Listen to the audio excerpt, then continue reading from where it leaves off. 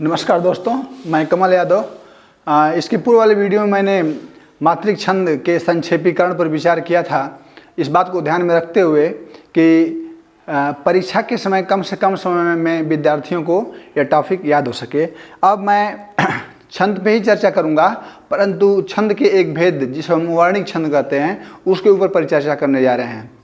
प्रिय मित्रों, वर्णिक छंद वह छंद है, किसको कहते हैं, पहले इसकी परिभाषा को हम जान लेना आवश्यक है कि वर्णिक छंद किसे कहते हैं। वर्णिक छंद जिन छंदों की रचना वर्णों की गणना के आधार पर की जाती है, ऐसे छंदों को हम वर्णिक छंद कहते हैं। इस छंद के अंतर्गत इंद्रवज्रा, उपेंद्रवज्रा, वसंत तिलका, वंशस्थ छंद, भुजंग प्रयात छंद और शार्दूल विकृत छंद, शालिनी छंद, मालिनी छंद इत्यादि छंद आते हैं। तो इसको हम क्रम से परिभाषित करते हुए और इनको हम संक्षेप में लिखेंगे ताकि विद्यार्थी परीक्षा में उसे देखते ही और या वर्णों की गणना के आधार पर यह समझ ले कि यह छंद कौन सा छंद है।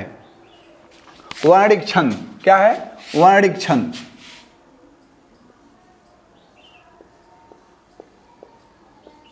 वर्णिक छंद जिन छंदों की रचना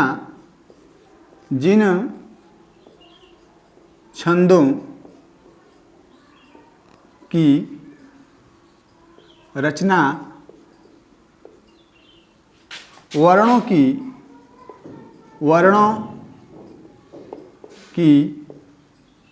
गणना के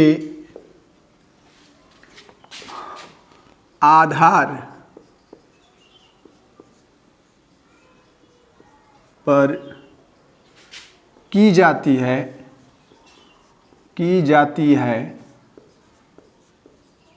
उसे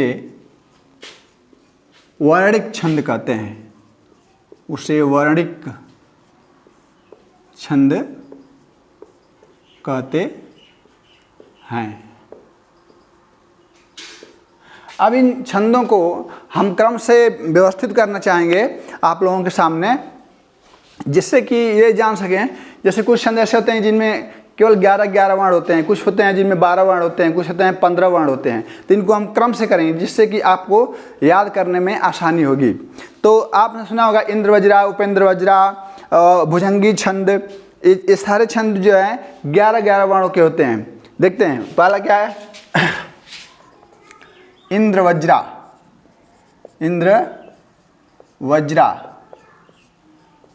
11 वर्ण। उपेंद्रवज्रा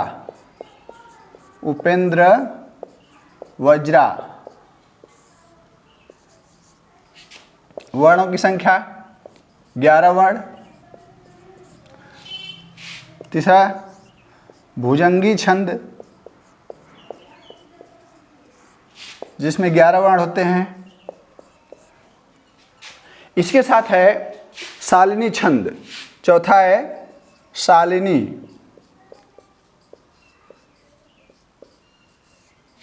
वर्णों की संख्या 11 वर्ण हो गए।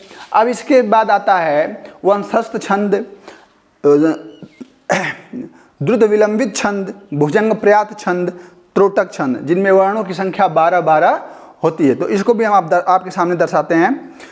वंशस्थ छंद, पांचवा क्या है? वंशस्थ छंद, इसमें वर्णों की संख्या कितनी है? 12 है। छठवां है भुजंग प्रयात। भुजंग प्रयात, इसमें वर्ण की संख्या कितनी है?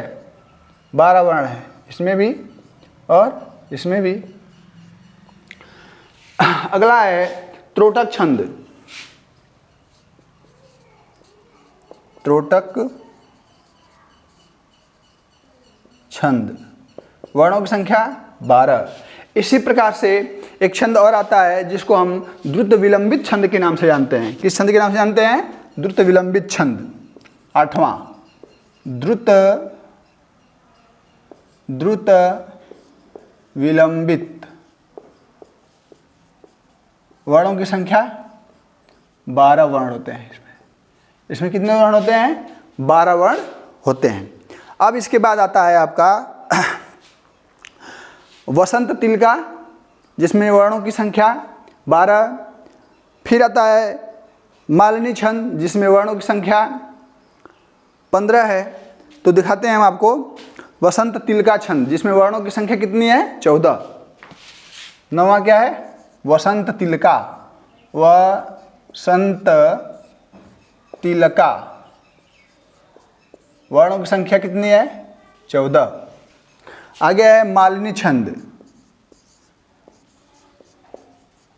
मालिनी छंद, वर्णों की संख्या कितनी है? 15। अब आता है शिखरणी और मंदाक्रांता। शिखरिणी, वर्णों की संख्या कितनी है? 17। मंदाक्रांता, मंदाक्रांता, वर्णों की संख्या 17। इसके बाद अब आता है क्या? सवैया और धनाक्षरी, शार्दूल विक्रीडित। तो शार्दूल विक्रीडित छंद में, शार्दूल विक्रीडित में वर्णों की संख्या 19। सवैया छंद में वर्णों की संख्या कितनी है? सवैया, सवैया छंद में वर्णों की संख्या कितनी है? 26 है।